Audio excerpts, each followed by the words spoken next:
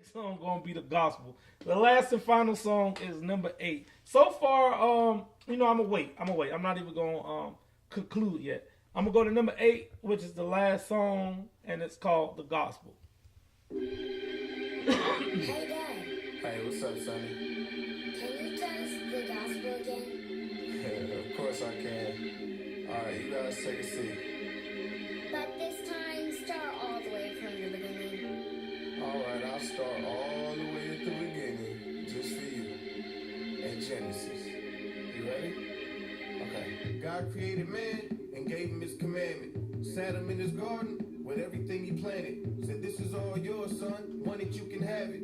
All except for this one, cause that one's just for daddy. The devil steps up in it right away with his deception. Said you can be a god if you just taste it. It's amazing. You won't die. God's alive. Throwing shade in his direction. That small seed of doubt forms a change in his perception. See, if he had nothing, he'd appreciate that one thing. God gave him everything, but he's focused on that one tree.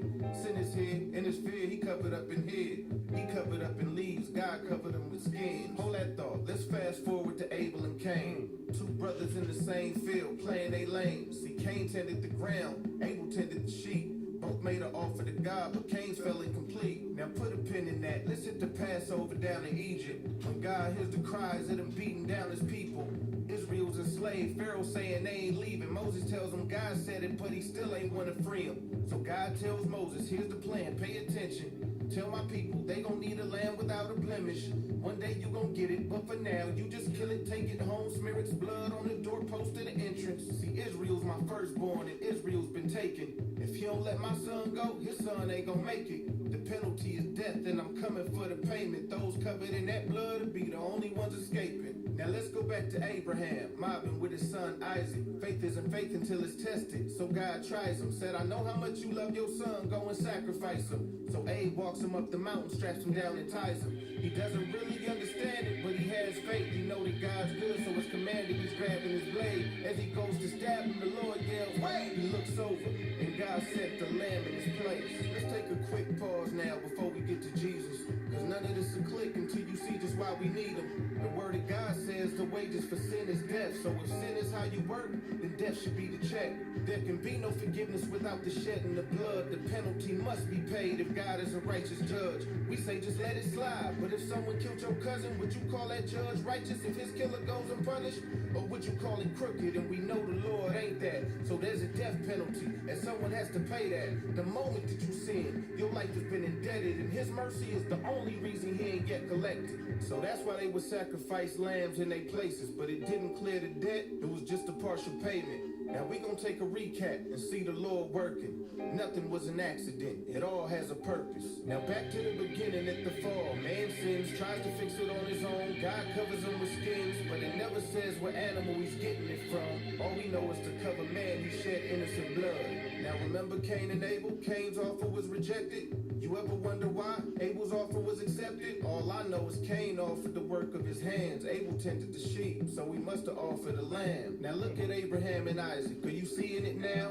A ram in the bush sent to take the place of his child. Cause Abraham had faith enough to give up his son. God would later do the same so the forgiveness would come. Back to the Passover. Oh man, here we go with that lamb again. The innocent blood of a lamb is covering man again. You don't see the pattern or get what it means? Then it all becomes clear when Jesus steps on the scene. I am the Alpha and Omega, the beginning and end. I am the Lamb without blemish, sacrifice for your sin. The Lamb of God without sin. Little children understand, you can't do it on your own. It is me who covers man. I'm the one who took your place when death lifted up his hand. Gave you righteousness for faith. You're the one who broke the law, but it was I he sent to pay. Gave my life for those who hate me. I went quietly and I ain't even trying to beat the case. I'm the offer he accepts when your works get rejected. I'm the one who pleads your case before the judge in heaven. Knew that you were guilty, but loved you enough to serve your sentence. The wages for sin is death. I died to expunge your record. See, I am the Passover. The wrath of God is waiting. Every life not covered by the blood will be taken. I'm the way, the truth, the life, and I will always be. I am. Beloved, it was always me.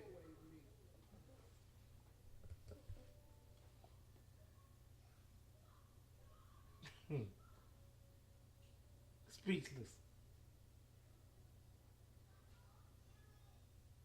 How do you wrap that up?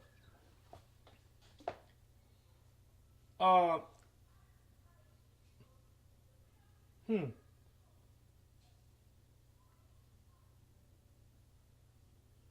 Actually, I don't even know how to describe that. Um, he spit the whole song. He gave certain highlighted certain things, but he brought it all back to the Lamb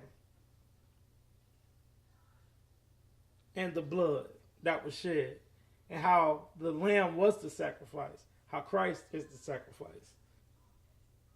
I had to describe to my kids why they had to sacrifice their best animal, and he even said it of how it was just a partial payment, but when Christ came, he fulfilled the void. He took care of everything. He said, as soon as you sin, then you're in debt. Ain't no other way out of it but through Christ. This is a song you got to listen to more than once. Even though you might know the story, you might know how certain things played out. This is a different perspective and a different angle than what you're used to.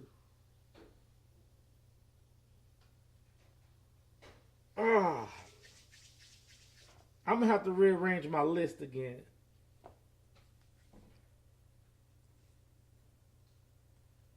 Wow. Okay, so the gospel going to be 1. Then it's going to be Stay With You. Then it's going to be Way Up. Top 3 songs on the whole Bizzle Light Work album.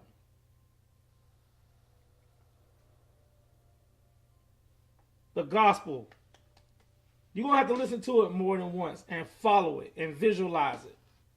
That will make it make sense to you if you don't understand. If you think all of this whole Jesus Christ stuff don't make sense, if you think everything is just an accident, or everything is we come from the Big Bang, or we evolved from a turtle or something, listen to this song more than once and allow yourself to visualize it. Like when you look at a sci-fi movie, you know that's not real. It's a fantasy. But when you look at this, listen to this song, and you visualize it, and you see how people try to discredit everything in the Bible, but how certain stuff line up. He made all of this line up from Genesis to Jesus. The gospel, top track. Stay With You. 2nd, Way Up, 3rd. My overall perception of the album, always I like Bizzle music. It's not very many songs of his that I don't like. I thought that I was going to have a song that I would skip on here. It's a good song to listen to if you're riding somewhere. You just want to listen to something good. I would put this in. You don't have to mess with it. You can just, I would say, put it in like we're listening to CDs or tapes. I'm telling my age. But even if you put this song on shuffle and let it mix, it's still good. But it's something that you can ride to. I like the album. Always do. I already got it. Download it. It's good. Bizzle. Light work. 8 songs, around 30-something minutes. Get it, listen to it, visualize it. Let it take you where it's going to take you. Let it say to you what it's going to say to you. I for sure took something off of this album that I can apply to my life. And it ain't going to make me go out and do nothing immoral. It ain't going to make me go do nothing that I stand against.